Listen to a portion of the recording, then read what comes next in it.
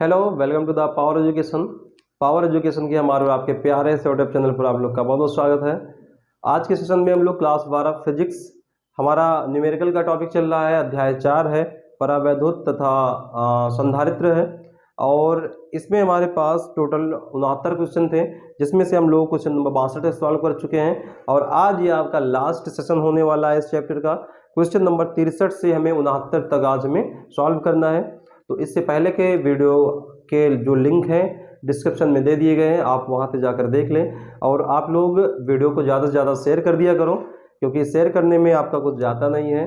तो शेयर किया करें वीडियो को, और चैनल पर नए हैं तो चैनल को सब्सक्राइब कर लें। तो हम लोग स्टार्ट करते हैं। क्वेश्चन नंबर 63 है कि संलग्न चित्र में प्रदर्शित एक समांतर प्लेट संधारित्र की प्लेटों के बीच आधे भाग में किसी विद्युत रोधी पदार्थ को, जिसका परावैद्युतांक K है, खिसकाया जाता है। यदि इसकी प्रारंभिक धारिता C है तो नई धारिता ज्ञात कीजिए। मतलब हमारे पास एक फिगर भी बना है। क्वेश्चन नंबर 63 है, हमारे पास कोई समांतर प्लेट संधारित्र है और इसको जोड़ा गया है समांतर क्रम में। बोला है कि किस क्रम में जोड़ा गया है? समांतर क्रम में। तो भैया समांतर क्रम में जोड़ा गया है और इसकी जो धारिता है उसको बोला गया K है, या इसकी जो धारिता है C है, और जो हमारे पास परावैद्युत माध्यम वो क्या है? K है।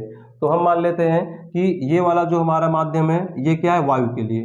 तो वायु की जो माध्यम की परावैद्युतांक होता क्या होता है? K1 बराबर 1, और K2 बराबर जो दूसरा दिया उसको क्या मान लिया जाए? K मान लिया जाए। अब बोला गया है कि ये किस क्रम में जुड़े हैं? समांतर क्रम में। तो भैया समांतर क्रम में क्या होता है?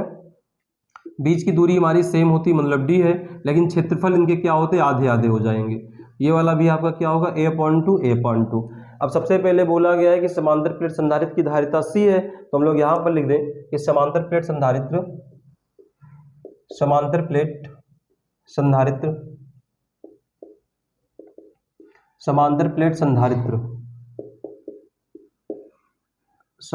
की धारिता। तो भैया इसको बोला गया C है, और C बराबर फार्मूला क्या होता है? ε0 A/d होता है। ये हो गया हमारा पहला। अब बोल रखा है कि भैया दोनों समांतर क्रम में जुड़े हैं, तो समांतर क्रम में इसका और इसका हम लोग क्या निकालें? संयोजन। तो यहां से लिख दिया जाए समांतर क्रम में संयोजन। तो समांतर क्रम में तुल्य धारिता। तो समांतर क्रम की तुल्य धारिता क्या हो जाएगी हमारे पास? C बराबर अच्छा, जो हमारे पास नई धारिता आएगी उसको हम लोग मान लेते हैं C'। इसको हमने क्या मान लिया? C' मान लिया, क्योंकि हमने C को पहले मान रखा है। तो सबसे पहले क्या हो जाएगा? इसके लिए और इसके लिए। तो यहाँ अगर हम लोग समांतर प्लेट संधारित्र की फार्मूला लगाएंगे तो आएगा ε0 A का मतलब क्या है? A/2, और अपान में होता है D। अच्छा, माध्यम का परावैद्युतांक क्या है? K1, तो यहाँ आप क्या लिख लो? K1। दूसरा आपका क्या है? ये आपका ε0 परावैद्युतांक क्या है? K2 है, और यहाँ से क्षेत्रफल हमारा A/2, और टोटल का क्या हो गया? D हो गया।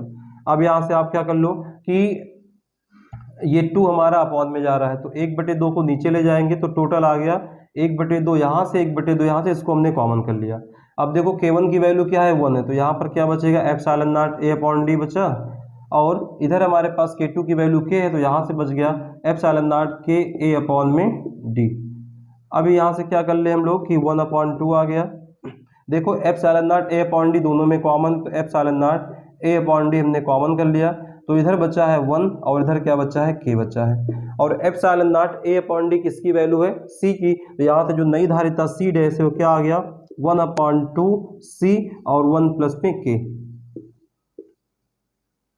इसका मतलब क्या हो गया कि हमारे पास अगर दो संधारित्र हैं, उनको हम समांतर क्रम में जोड़ेंगे तो उसकी जो नई धारिता होगी 1/2 C और 1 प्लस क्या हो जाएगा? K हो जाएगा। इस प्रकार से हमारा क्वेश्चन नंबर 63 समाप्त हुआ। क्वेश्चन नंबर 64 है 64।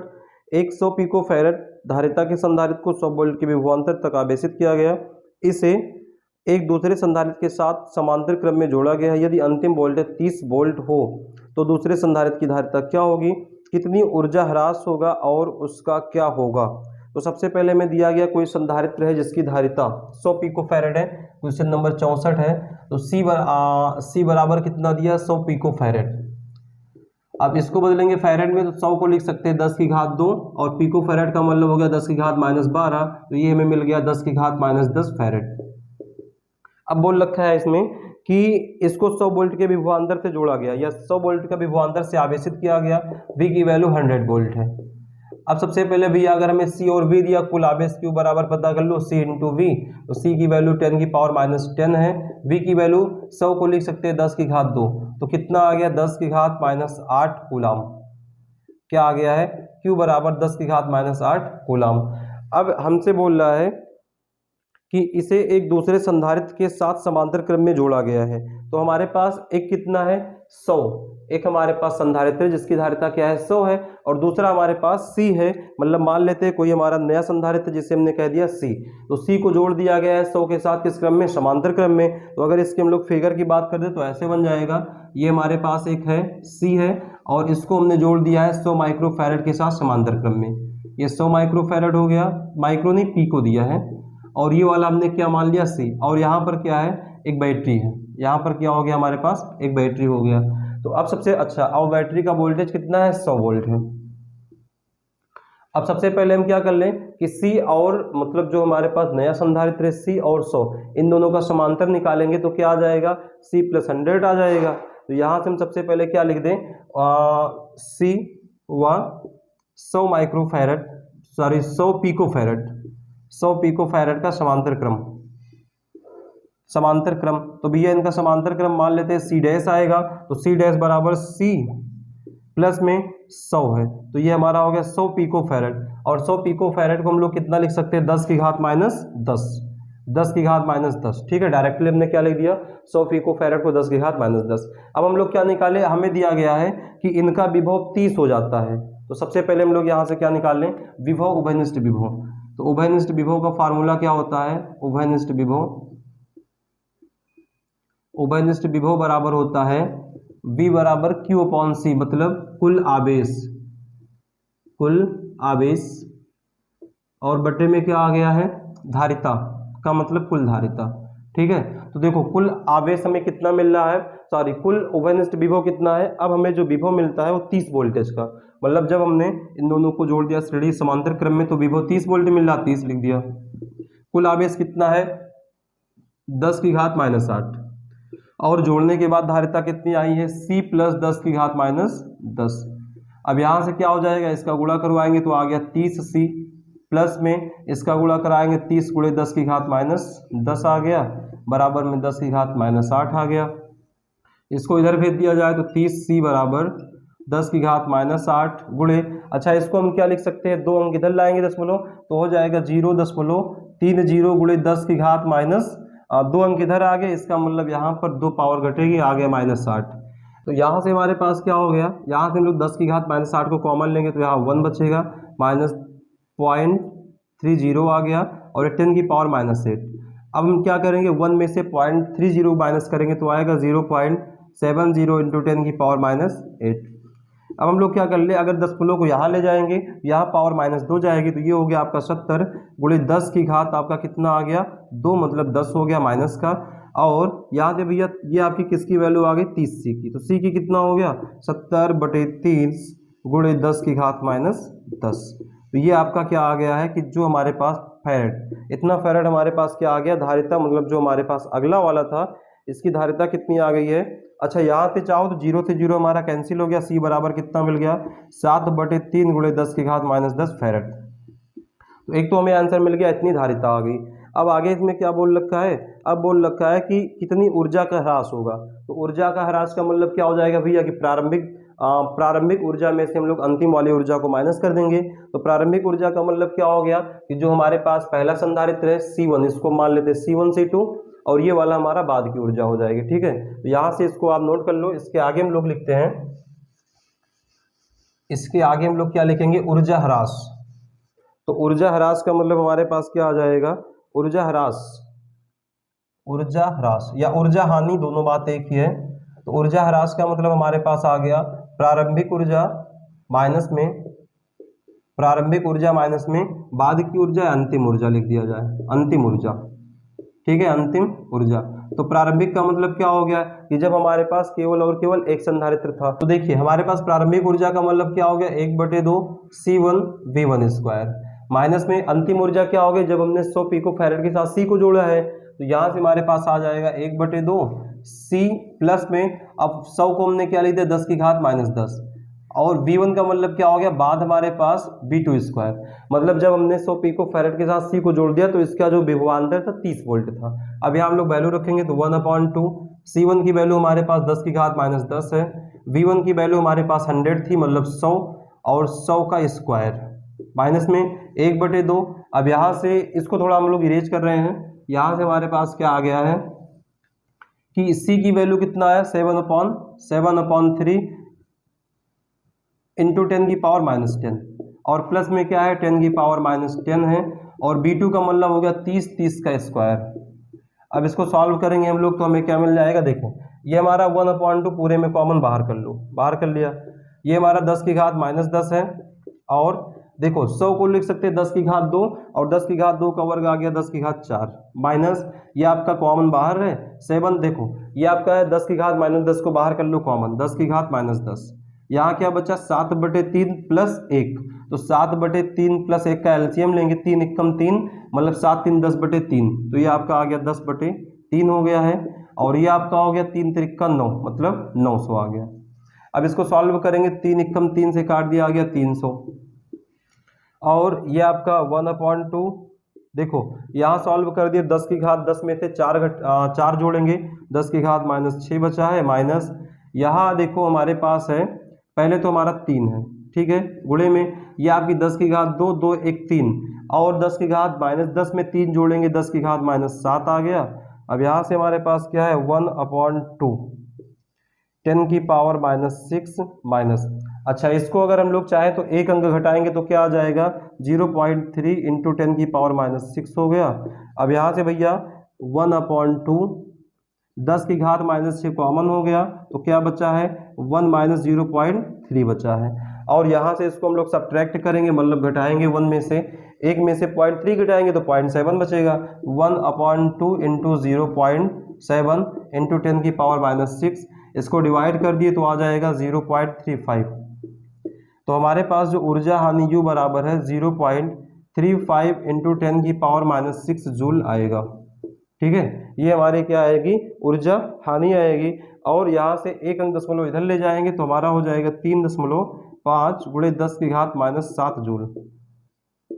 तो आप आंसर ला के यहीं पर छोड़ लें तब भी आपका सही है, और आंसर यहाँ पर ला के छोड़ लें तब भी आपका आंसर बिल्कुल सही है। तो इस प्रकार से हमारा क्वेश्चन नंबर 64 समाप्त हुआ।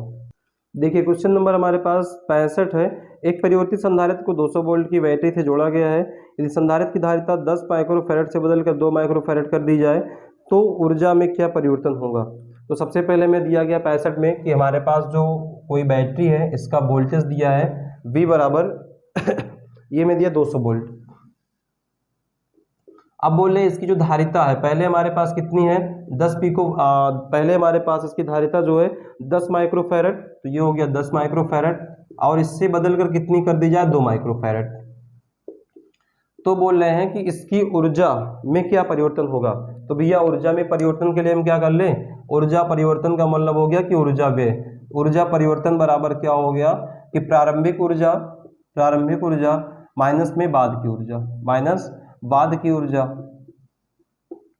तो अब यहां से हमें CV दिया गया तो फार्मूला क्या लगा दे 1/2 C1 V स्क्वायर माइनस में 1/2 C2 V स्क्वायर।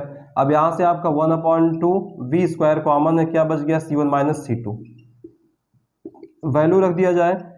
V का मतलब क्या है 200, तो हो गया 200 का स्क्वायर, और C1 का मतलब है 10, और अच्छा 10 गुणे 10 की घात -6, और दूसरा क्या C2 का मतलब 2 गुणे 10 की घात -6, क्योंकि हमने इसको माइक्रो से फैरड में चेंज कर लिया। तो ये हमारे पास आ गया 1/2, ये हो गया, देखो इसको लिख सकते हैं 2 गुणे 10 की घात 2, इसका वर्ग करेंगे 2 दूनी 4 गुणे 10 की घात 4 आ गया।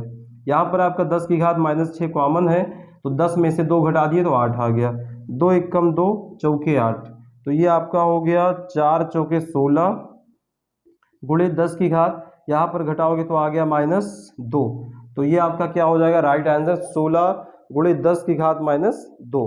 तो इसी को अगर आप चेंज कर ले मतलब दशमलव में लाएंगे तो आपका क्या हो जाएगा 100 से भाग करवाएंगे 0.16 जूल, तो ये हमारी क्या हो जाएगी डेल्टा U बोल सकते हैं, या जो ऊर्जा में परिवर्तन होगा 0.16 जूल का होगा। तो अगला क्वेश्चन हमारे पास है क्वेश्चन नंबर 66। एक समांतर प्लेट संधारित्र की धारिता 10 माइक्रोफैरड है तथा इस पर आवेश 100 माइक्रोकूलम है। आवेश को नियत रखते हुए प्लेटों के बीच की दूरी दोगुनी करने के लिए कितना कार्य करना होगा। तो क्वेश्चन नंबर 66 हमें दिया गया है। यहाँ बोल रहा कोई समांतर प्लेट संधारित्र है जिसकी धारिता 10 माइक्रोफैरड है, तो हमने लिख दिया 10 माइक्रोफैरड, और जो इसका आवेश है वो मतलब नियत है दोनों के लिए, मतलब जितने भी हमारे पास संधारित्र सबके लिए वही रहेंगे, और ये हमें दिया गया है 100 माइक्रोकूलम। 100 माइक्रोकूलम ये आपका फैरड होगा क्योंकि धारिता आपकी फैरड में लिखी जाएगी। अब बोल रहे कि अगर प्लेटों की दूरी दोगुनी कर दे तो कार्य कितना होगा। तो भैया देखो, अगर हम प्लेटों के बीच की दूरी दोगुनी करेंगे तो प्लेटों की के बीच की दूरी दुगुनी करने पर दोगुनी करने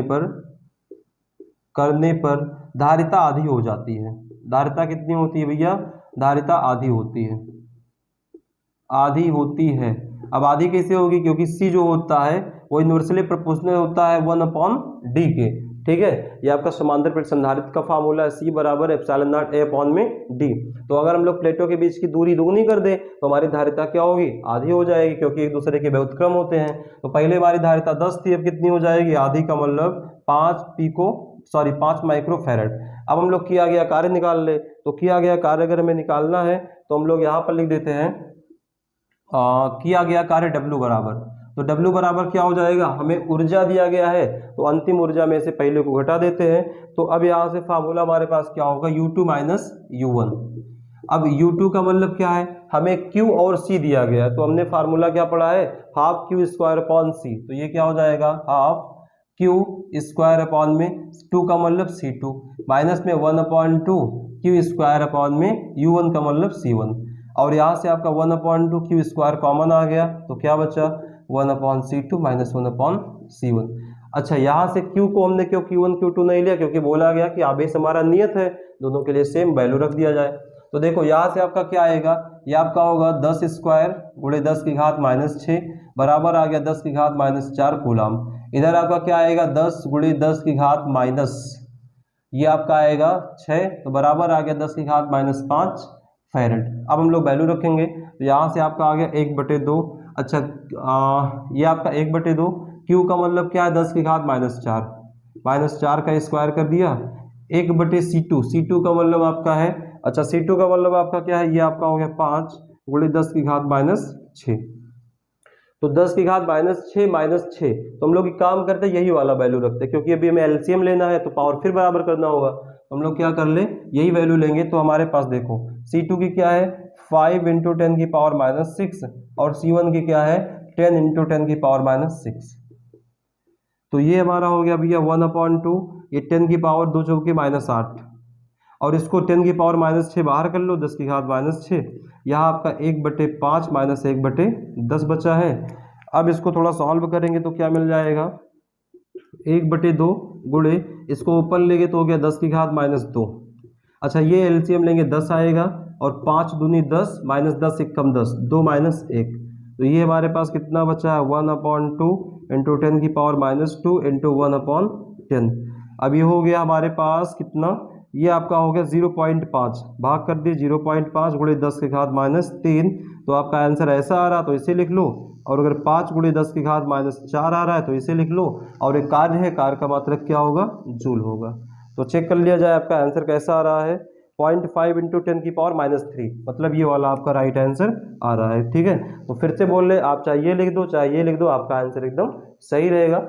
और आप चैनल या वीडियो जो हमारा है, वीडियो को ज़्यादा से ज़्यादा शेयर करते रहिए। आप लोग शेयर करते नहीं है, शेयर करने का काम हमने आप लोग के ऊपर छोड़ रखा है, तो शेयर करना आप लोग का काम है, बाकी वीडियो आपको डेली मिलती रहेगी अब की बात, ठीक है। तो हम लोग अपने अगले क्वेश्चन की ओर बढ़ते हैं। में 10 संधारित्र जिसमें प्रत्येक की धारिता 10 माइक्रोफैरड है, समांतर क्रम में जुड़े हैं, इस पर 100 वोल्ट विभव लगाकर ट्रिगर स्विच दबा दिया जाता है, गणना कीजिए एक फ्लैश में कितनी ऊर्जा विकिरित होगी। तो भैया देखो, सबसे पहले हमारे पास क्वेश्चन नंबर 67 है कि कोई हमारे पास एक फ्लैश लैंप है, मतलब जिसमें 10 संधारित्र को जोड़ा गया है और सभी समांतर में है, तो एक की धारिता में दी गई है 10 माइक्रोफैरड। तो देखो अगर 10 को समांतर क्रम में जोड़ा गया है तो हम जानते हैं सी डैश बराबर C1 plus C2 plus dot dot dot C10। तो 10 को जोड़ लेंगे तो आपका 10 plus 10 plus 10 plus 10 plus 10 dot dot 10। अच्छा लिख देते 10 बारी, 1 2 3 4 5 हो गया, 6 7 8 9 और 10। तो सबको जोड़ेंगे 10 दाम में कितना आ गया, 100 माइक्रोफैराड आपका आ गया है। और बोला गया कि इसका विभव कितना है, इसका विभव दिया जा रहा है विभव इसका 10 वोल्ट है, तो V बराबर 10 वोल्ट, सॉरी 100 वोल्ट है, V बराबर 100 वोल्ट। अब बोल रहा कि इस पे कितनी ऊर्जा होगी, ऊर्जा का मतलब किया गया कार्य, और हम लोग जानते हैं कि किया गया कार्य U बराबर क्या होता है, या ऊर्जा हाफ CB स्क्वायर। तो C का मतलब C डैश है, स्क्वायर का मतलब स्क्वायर कर दो 1/2। इसको बदल लो आपके इसमें माइक्रो में तो कितना हो जाएगा ये आपका 100 का मतलब 10 की घात 2 हो गया, 10 की घात -6 बराबर 10 की घात -4 हो गया, 10 की घात -4 और ये क्या हो जाएगा 10 की घात 2, ये हो गया 10 की घात 2 का स्क्वायर, तो ये आपका आ गया 1/2 इंटू 10 की पावर -4 इंटू 10 की पावर 4। ये वाले कैंसिल हो गए, आपका कितना आ गया 0.5 जूल। मतलब हमारे पास जो ऊर्जा आ जाएगी या जो ऊर्जा विकृत होगी कितनी होगी 0.5 जूल। इस प्रकार से हमारा क्वेश्चन नंबर 67 समाप्त हुआ। क्वेश्चन नंबर 68 है, एक संधारित्र में 2 सेंटीमीटर भुजा की वर्गाकार 7 प्लेटें एक दूसरे के ऊपर रखी है तथा इनके बीचों बीच में 1 मिलीमीटर मोटी अभ्रक की प्लेट है जिसका परावैद्युतांक आपको 6 दिया गया है कि पन्नियां हैं। पहली दूसरी 5वीं व 7वीं प्लेट एक बिंदु से तथा दूसरी 4थी व 6ठी एक अन्य बिंदु से संबंधित है। यदि इन दोनों बिंदुओं के बीच विभवांतर 300 वोल्ट हो तो संधारित्र में संग्रहित ऊर्जा का मान ज्ञात कीजिए। तो देखो हमारे पास अगर 7 वर्गाकार प्लेट है, ठीक है, क्या है 7 वर्गाकार प्लेट है, तो आपका ये ऐसा कुछ बन जाएगा। अगर दूसरे की बात करें कुछ ऐसा बन जाएगा, वर्गाकार भाई है आपका थोड़ा सा ऐसे। तो देखो ये हमारा ऐसे कुछ हो गया वर्गाकार प्लेट, ऐसे कुछ ले सकते हैं, ऐसे कुछ है और ऐसे कुछ, ठीक है। 1 2 3 4 5 6 7। अब अगर 7 वर्गाकार, थोड़ा हमारा वर्ग सही नहीं बन रहा है, आपका वर्ग का मतलब है चारों भुजा बराबर हो, ठीक है। तो अगर हमारे पास 7 वर्गाकार प्लेट है और सभी के बीच में हमारे पास कोई एक पन्नी रखी गई जिसका माध्यम का परावैद्युतांक K है, तो बोल रहा है कि इसका दूसरी 4थी व 6ठी एक बिंदु से जुड़ा है और पहली 3री व 5वीं व 7वीं एक बिंदु से। इसका मतलब ये सब हमारे आगे समांतर क्रम में, क्योंकि पहला सिरा किसी एक बिंदु से, दूसरा सिरा किसी एक बिंदु से जुड़ा है। तो अब इसमें हमसे बोल रखा है देखो कि हमें इसकी धारिता बताना है। सबसे पहले हमें क्या बताना है कि इसमें ऊर्जा कितनी होगी। तो ऊर्जा हम लोग जानते हैं कि U बराबर हाफ CB स्क्वायर, V की वैल्यू आपको दी गई है 300 वोल्ट, हमें क्या चाहिए C का मान चाहिए। तो देखो यहाँ से हम लोग समांतर प्लेट संधारित्र बोला गया है तो किसी एक का निकाल के उसके बाद देखो, अब अगर हम लोग बात करें कि 2 के बीच में, देखो इन दोनों के बीच में 1 हो गया, 2 हो गया, 3 हो गया, 4 हो गया, 5 हो गया और 6 हो गया। मतलब अगर हमारे पास 7 वर्ग है तो इन दोनों के बीच में जो प्लेटें आएंगी 6 आएंगी। तो एक का हम लोग निकाल के 6 से गुणा करवा देते हैं तो हमारा क्या आ जाएगा, टोटल समांतर प्लेट संधारित्र की धारिता आ जाएगी। तो हम लोग यहाँ पर क्या लिख लेते हैं, सबसे पहले कि जो हमें वैल्यू दी गई है, हमें वैल्यू क्या दिया गया है कि 7 प्लेटें एक दूसरे से जुड़ी है और वर्ग की भुजा 2 सेंटीमीटर है, इनके बीच में 1 मिलीमीटर मोटी अभ्रक मतलब जो हमारे पास परावैद्युत माध्यम दिया गया है।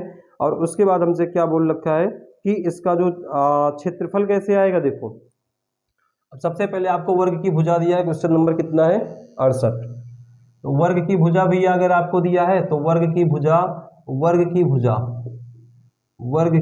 भुजा हमें कितना दिया है, ये दिया है 2 सेंटीमीटर, 2 सेंटीमीटर। अब इसको बदलो मीटर में, 2 × 10 की घात -2 मीटर, सॉरी हाँ मीटर। अब इसका अगर क्षेत्रफल निकालेंगे तो वर्ग का क्षेत्रफल भुजा गुणे भुजा मतलब 2 दूनी 4 × 10 की घात -4 मीटर आ गया। एक चीज हमें मिल गया। अब बोल रहा है कि इसके जो प्लेट है, प्लेटों के बीच की जो 1 मिलीमीटर मोटी अभ्रक की पन्नी है, मतलब इन प्लेटों के बीच में 1 मिलीमीटर अभ्रक की पन्नी है, मतलब D की वैल्यू हमें जो इनके बीच की दूरी है 1 मिलीमीटर, मिलीमीटर को बदलेंगे मीटर में तो आएगा 10 की पावर -3 मीटर। और जो माध्यम का परावैद्युतांक के बराबर हो कितना है 6 हमें दिया गया है, ठीक है।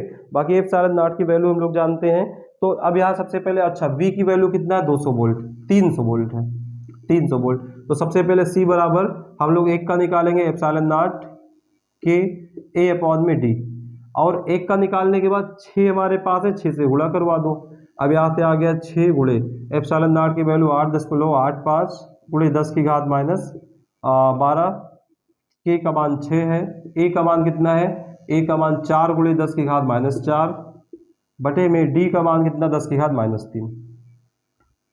तो ये हो गया 8.85 गुणे 10। अच्छा ये देखो हमारा कितना है, 6 चौके 24, 24 गुणे 6 कितना हो जाएगा, 24 गुणे 6 हो जाएगा, 6 चौके 24, 6 दूनी 12 2 14, ये आपका 144 और गुणे 10 की घात। ये अगर आपका हो गया 12, 12 4 16, और 16 में से अगर 3 ऊपर ले जाके जोड़ेंगे तो हो जाएगा -13, ठीक है। और इन दोनों का गुणा कराएंगे तो आपका आ जाएगा 1274.4, 1274.4 गुणे 10 की घात -13। तो इसको हम लोग 3 अंक दशमलव इधर लाएंगे, मतलब यहाँ 3 पावर जुड़ेगा, तो 1.274 4 गुणे 10 की घात -10, ये आपका आ जाएगा फैरेड, मतलब जो हमारे पास इसकी कुल धारिता आ जाएगी। अब हमसे क्या बोला गया कि इसकी ऊर्जा क्या होगी, तो हम लोग लगा दे U बराबर हाफ CV², U बराबर 1/2 CV²। C की वैल्यू हमें कितना मिला है, इसमें से हम लोग यही तक ले लेते हैं 1.27 तक, तो ये हमारा आ जाएगा 1.274 गुणे 10 की घात -10 है, तो इसको हटा देते हैं, ये आपका 10 की घात -10,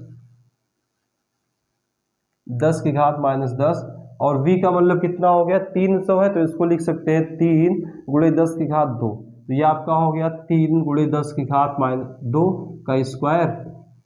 तो ये भैया आपका आ गया, देखो इसको डिवाइड करेंगे तो 2 छक्के 12, 0.6, अब आपका आ गया 2 तिहाई 6, 2 सत्ते 14, और बस कैंसिल हो गया, 2 दूनी 4 लिख सकते हैं गुणे 10 की घात, ये आपका 3 तिरिक्का 9, अच्छा ये पहले आपका 10 की घात -10 है, और ये 3 तिरिक्का 9 गुणे 10 की घात 4, 9 का गुणा करा दे, 9 दूनी 18 के 8, 9 सते 63, 1 64 के 4, 9 तिरिक 27, 27 6 33 के 3, और 9 छंगे 54, 55 56 57, और 4 अंक के बाद दशमलव, 4 अंक के बाद दशमलव, गुणे 10 की घात कितना है, ये आपका -6 है। तो इतना आपका क्या आ जाएगा U बराबर, तो आपका आंसर आ रहा है 5.71 × 10 की पावर -6, तो ये हमारा 5.71 आ रहा है। तो ये हमारा 2 अंक के बाद कोई दिक्कत नहीं है, 10 की घात -6 जूल इसको लिख सकते हैं। ये हमारा क्या हो जाएगा राइट आंसर, मतलब जो हमारे पास किया गया ऊर्जा है या जो संग्रहित ऊर्जा है उसका मान 5.71 × 10 की पावर -6 जूल आएगा। क्वेश्चन नंबर 69 है, एक समांतर प्लेट संधारित्र द्वारा संचित ऊर्जा घनत्व 4.43 गुणे 10 की घात -10 जूल प्रति मीटर क्यूब है। संधारित्र की प्लेटों के बीच वैद्युत क्षेत्र की तीव्रता ज्ञात कीजिए। हमें एप्सिलॉन नॉट का मान दिया गया है। तो क्वेश्चन नंबर 69 है, सबसे पहले में ऊर्जा घनत्व स्मॉल u बराबर दिया गया है 4.43, 4.43 गुणे 10 की घात -10 जूल प्रति मीटर क्यूब है, मीटर क्यूब है। और हमसे वैद्युत क्षेत्र की तीव्रता मतलब E का मान पूछा है, और एप्सिलॉन नॉट का मान हमें दिया 8.86 × 10 की पावर -12, 8.86 × 10 की पावर -12 फैरड पर मीटर, ठीक है। तो हम लोग फार्मूला ऊर्जा घनत्व का जानते हैं, U बराबर 1/2 एप्सिलॉन नॉट E²। तो भैया हमें E² की वैल्यू चाहिए, तो E² बराबर क्या हो जाएगा, ये आपका 2 से इधर गुणा 2U अपॉन में एप्सिलॉन नॉट, और E की वैल्यू क्या हो जाएगी √2U अपॉन एप्सिलॉन नॉट। तो यहाँ से भैया हम लोग इसकी वैल्यू रखेंगे, तो वैल्यू रखने पर क्या आएगा, E बराबर √2 पहले है लिख दो, गुणे E का मान क्या है 4.43 गुणे 10 की घात -10, और बटे में क्या है एप्सिलॉन नॉट का मान 8.86 गुणे 10 की घात -12। तो E बराबर क्या आ गया भैया, देखो ये हो गया 2 तिहाई 6 हो गया, 2 चौके 8 हो गया, 2 चौके 8 हो गया, ठीक है, गुणे 10 की घात 12 में से 10 घटाएंगे तो आएगा 2 आएगा, और बटे में क्या है 8.86, ये वाला आपने काट दिया तो आपका कितना आ गया, ई बराबर 10 की घात 2, और 10 की घात 2 का मतलब क्या आ गया 10, मतलब इसका वर्गमूल लेंगे तो क्या आ जाएगा 10, और ई का मात्रक क्या होता है न्यूटन प्रति कूलाम। तो हमारे पास राइट आंसर क्या आ जाएगा 10 न्यूटन प्रति कूलाम। तो इस प्रकार से आज हम लोग का क्वेश्चन नंबर 69 तक का एक एक क्वेश्चन सॉल्व हो गया है, और ये हमारा बहुत ही लेंथी चैप्टर था जिसमें आपका 69 क्वेश्चन था। चौथा चैप्टर आपका था संधारित्र तथा परावैद्युत। तो अब हम लोग अपने अगले सेशन में अगला चैप्टर लेकर आएंगे वैद्युत धारा। मतलब अब हम लोग को क्या पढ़ना है, अभी तक हमने क्या पढ़ा है पहले यूनिट कि इसमें आपका जो आवेश था किसी एक जगह पर स्थिर था, मतलब जो चार्ज था उसको हमने कहीं पर रख दिया था और उस पर हमें वैद्युत क्षेत्र की तीव्रता वगैरह फाइंड करना था। लेकिन अब हमारा जो अगला चैप्टर है हमारा होगा वैद्युत चालन, या कुछ भी जो भी है उसमें क्या होगा कि हमारे पास चार्ज को चलना है, मतलब एक स्थान से दूसरे स्थान पर जाएगा, वहां पर हम लोग वैल्यू को फाइंड करेंगे, वहां पर हमें वैद्युत धारा वगैरह को पढ़ना है। तो अब हम लोग अपने अगले सेशन में मिलेंगे एक नई ऊर्जा और एक नए जुनून के साथ। तब तक के लिए आप हंसते रहिए, मुस्कुराते रहिए, पढ़ाई करते रहिए। जय हिंद।